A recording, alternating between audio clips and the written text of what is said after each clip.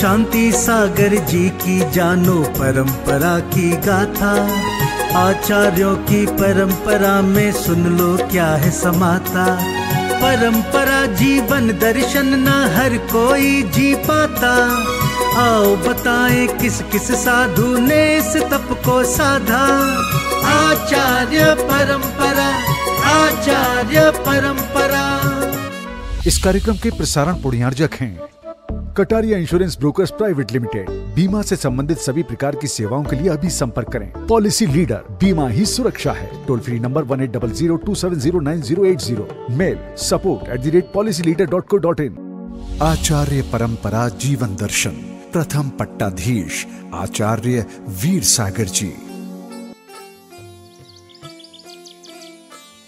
जय जिनेंद्र गुरुजी। जय जिनेंद्र बच्चों, जय जिनेंद्र।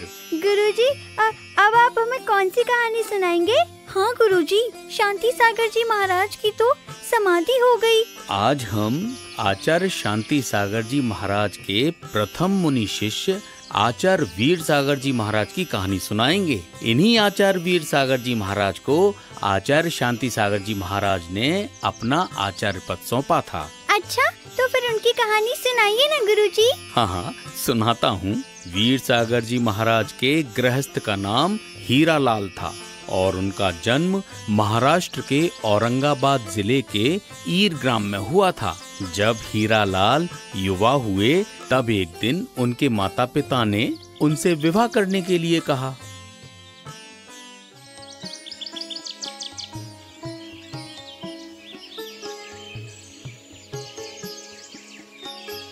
अरे हीरा बेटा, जरा यहाँ बैठो, मुझे तुमसे कुछ बात करनी है। बेटा, तुम्हारी अब ब्याह की उम्र है, एक रिश्ता आया है। हमने सोचा है कि अगले सोमवार को तुम्हारे लिए लड़की देखाएं। पिताजी, मुझे शादी नहीं करनी। माँ, एक बात कहूँ, मेरा मन इस संसार में नहीं लगता, इसलिए मैंने तो पहले ही अपने मित्र खुशहाल चंद्र के साथ एलक पन्नालाल जी महाराज से आजीवन ब्रह्मचर्य व्रत ले लिया है। हीरालाल ने ब्रह्मचर्य व्रत लेने के कुछ समय बाद कचनेर क्षेत्र में एक धार्मिक पाठशाला खोली। औरंगाबाद में भी एक विद्यालय खोला, उसमें भी वो स्वयं बच्चों को पढ़ाते थे।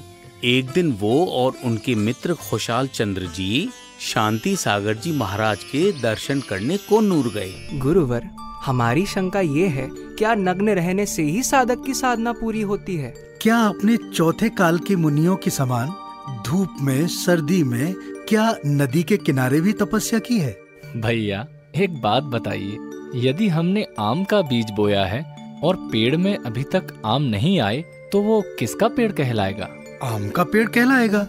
और ये भी कि इसमें आम के ही फल लगेंगे, किसी और के नहीं लगेंगे महाराज। हाँ, ये आम का पेड़ है, इसीलिए इसमें आम के ही फल लगेंगे, ऐसा तुम्हारा विश्वास है। ठीक इसी तरह मैं भी वही बात कह रहा हूँ कि जब भी मोक्ष का फल लगेगा तो इसी संयम की बेल लता में लगेगा। हमें भी ऐसा ही दृढ़ विश्वास है। बस इतना सुनते ही हीरालाल को शांति सागर जी महाराज पर सच्चा श्रद्धान हो गया और उन्होंने शांति सागर जी महाराज से दीक्षा ले ली। गुरुजी, वीर सागर जी ने आचार्य शांति सागर जी महाराज से दीक्षा लेकर क्या किया? वीर सागर जी महाराज ने आचार्य शांति सागर जी महाराज से दीक्षा लेने के बाद जिन शास्त्रों में वर्णित चर्या के अनुसार अपनी चर्या को सुदृढ़ बनाया और उनकी हर बात का जीवन पर्यंत अनुसरण किया। जो भी इस संसार में आता है, नियति अनुसार उसका जाना निश्चित है। मेरी सबसे बड़ी व्यथा ये है कि गुरुदेव की संलेखना एवं अंतिम बेला में मैं निकट नहीं रह सका और ना ही दर्शन प्राप्त करने का सौभाग्य मिला। आचार्य श्री शांति सागर जी महाराज की जय। इसके बाद पंडित इंद्रलाल जी शास्त्री ने और मुनि वीर सागर जी को पिच्छी कमंडल देकर आचार्य पद से सम्मानित किया। कुछ साल बाद वीर सागर जी महाराज के साथ भी उनके गुरु के समान ही एक घटना घटी। उस समय वो नागौर में विराजमान थे। नमस्ते गुरुवर। गुरुवर, आपकी पीठ का फोड़ा बढ़ता ही जा रहा है, इसलिए गुरुवर आज मैं डॉक्टर साहब को अपने साथ लाया हूँ। आप आज्ञा दें गुरुवर तो डॉक्टर साहब अपना काम शुरू कर दें। भाई तुम मुझे ये बताओ कि तुम्हें इस फोड़े को ठीक करने में कितना समय लगेगा?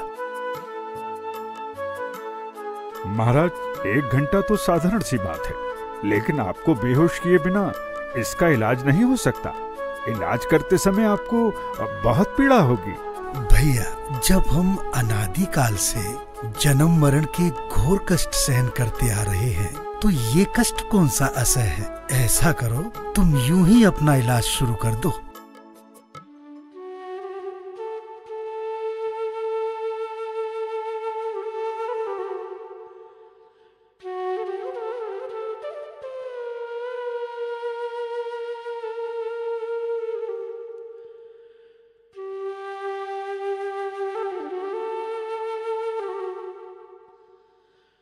हे मुनिवर, बेहोश किए बिना आपके फोड़े का ऑपरेशन करना मेरे लिए बहुत कठिन था।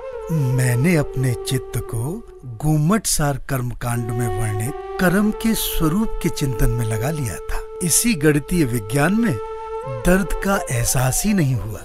और सन 1957 में जयपुर के खनिया जी में उन्होंने अपने गुरु आचार्य शांति सागर जी महाराज की तरह मुनि शिव सागर जी महाराज को अपना पद सौंपकर सल्लेखना पूर्वक समाधि मरण स्वीकार कर लिया। इसका मतलब अगली कहानी हम शिव सागर जी महाराज की सुनेंगे। बिल्कुल सही। जय जिनेंद्र गुरुजी। जय जिनेंद्र बच्चों। आचार्य परंपरा, आचार्य परंपरा।